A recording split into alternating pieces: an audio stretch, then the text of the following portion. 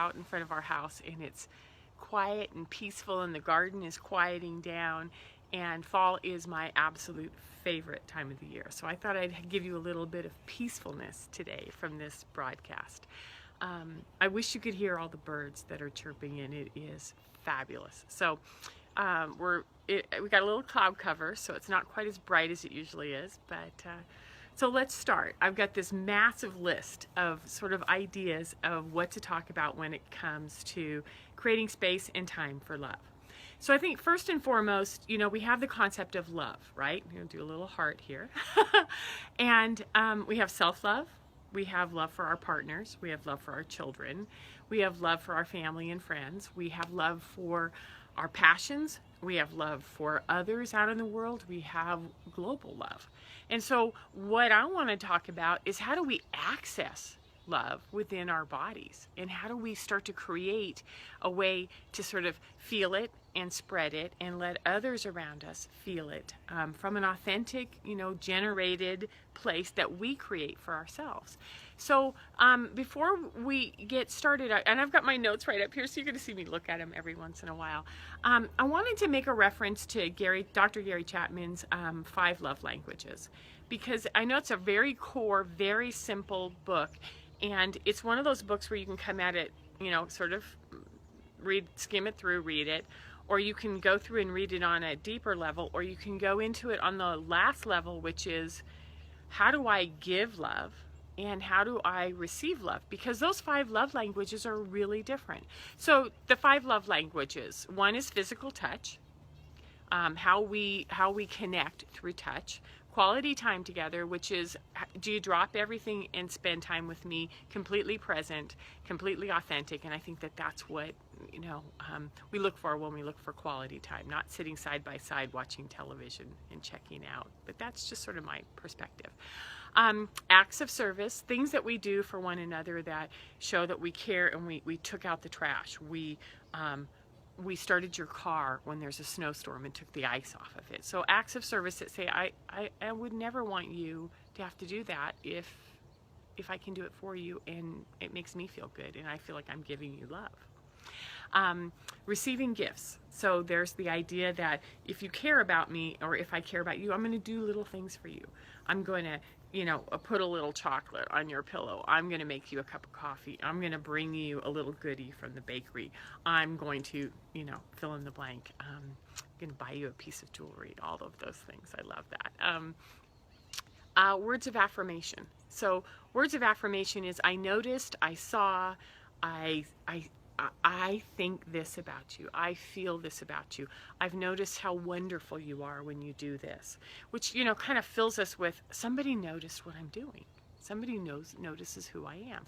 So with the love languages, it's important to go through the little exercises and find out, how do you give love to others? What is it that you do that lets other people know? For instance, I am constantly doing acts of service or touch. I'm someone who's going to go in and touch. But when I receive love, my first and foremost way of receiving love is through touch. So, all you have to do is come up and rub my shoulders or just hold my hand. And I know that I'm feeling the presence of love in my body.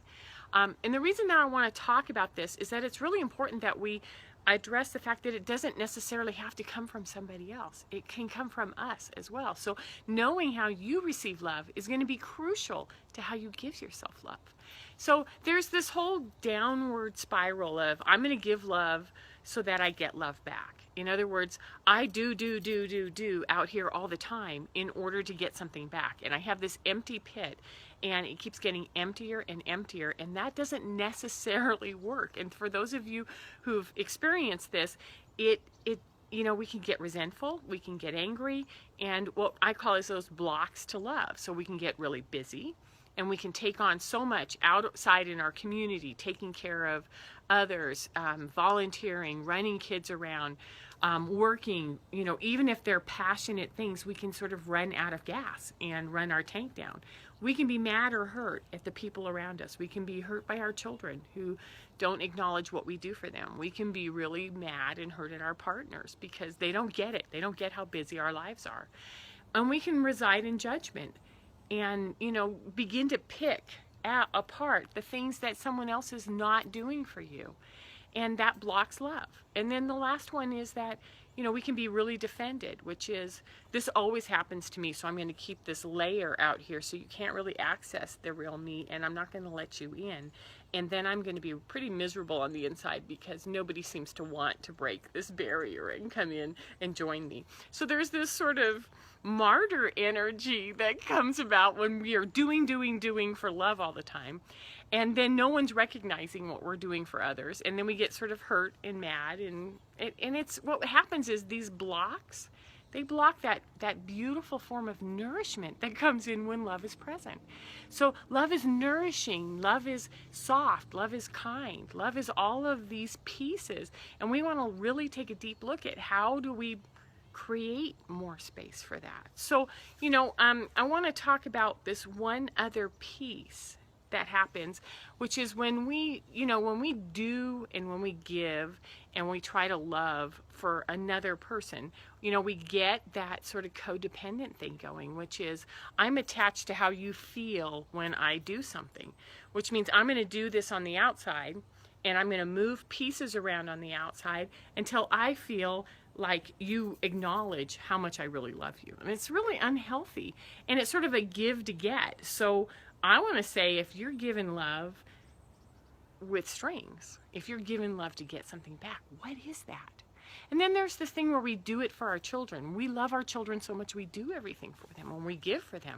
And what happens is, again, we're still in that codependent cycle outside of ourselves, spinning things around, making our children happy and forgetting about ourselves, and refusing to sort of bring the attention in here. And then what we do is we create entitlement in our kids. And that doesn't work. And we block their skills. We block their building skills, the things that they need to learn by themselves in order to grow up, because we do for them. We do everything for them. And that's another piece that needs some consideration. And then the last is, what happens when we put our partner first? And our partner sort of sets the pace. This is all about you. You're the one who has to go to work. You're the one who takes care of the kids. You're the one who does this. And we give everything to our partner, and we let them know that they determine the pace of the relationship. They determine how we're going to be as a couple. And that, to me, again, is kind of sticky, because you're forgetting about yourself. So what I want to do is talk about what happens when we get into that place where we're an angry, hot mess. We're in judgment. We're pissed off. We're not taking care of ourselves. Our shoulders hurt. Our neck hurts. And we have these blocks up to love, whether it's for ourselves, whether it's with the partner that we create life with, the partner of our parent that we co-parent with, or whether it's with our children, or whether it's with those that we really care about. The idea is, if there's a block there, how do we start within ourselves? So, when I recognize that I'm this angry, hot mess feeling ignored and love just doesn't exist, I have to turn it around and give it to myself. Now, when we're talking about giving ourselves love, we can go down the sex path and talk about masturbation, and that's like a 10-second thrill. But the problem is it doesn't last, and it isn't really love. It's just gratification. So I'm going to talk about myself for a minute, which is, I require touch to know that I am giving love and to know that I'm receiving love. So if touch is my main form of love, then I've learned to give myself longer in the shower and the morning getting ready. So what I'll do is I'll slowly, beautifully rub lotion on my body and talk to my body at that same time. Oh, I love you, the way my hands feel when they're moist and when they're soft and my nails are trimmed, and I love the way my skin feels. And I begin this process of self-loving. And by taking almost 10 whole minutes to just rub lotion all over my body, whether it's in the morning when I start or when I get out of the bathtub at night, I've given myself an enormous amount of attention and love. And then I sort of am in that place where I feel fulfilled, and I can turn around and spread it and give it out into the world. That's how self-love works. So if it's quality time, how do you set aside an hour every day where you maybe pour your cup of tea and go sit where you love to sit, or whether it's outside or inside, whether you're with a book or you're doing something that rewards you for being present, says, I'm giving me the time I need today. And so quality time turns around and becomes this nourishing piece where you give yourself something. So then you can turn around and say, now it looks like we're going into the afternoon hectics and I'm in a grounded, happy place and I'm ready. So this idea of creating time and space for love means that we ground ourselves first. We take care of ourselves. We love on ourselves. And then we get all warm and fuzzy inside. And then we turn around with those soft eyes and we look at the world and we say, I'm here. I'm here and I'm holding love for you. And I'm holding love for me. And I'm holding love for the rest of the world.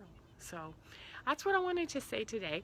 As I said earlier, I'm a coach. I work with parents because parents have a lot of balls in the air. And I think it's all about tools and knowing how to trust yourself and love yourself. You can find me on DeniseDrydenCoaching.com. On the web and on Facebook, and I would love to chat with you if you have any questions. So for today, go on out there and spread the love. Have a good one. Bye.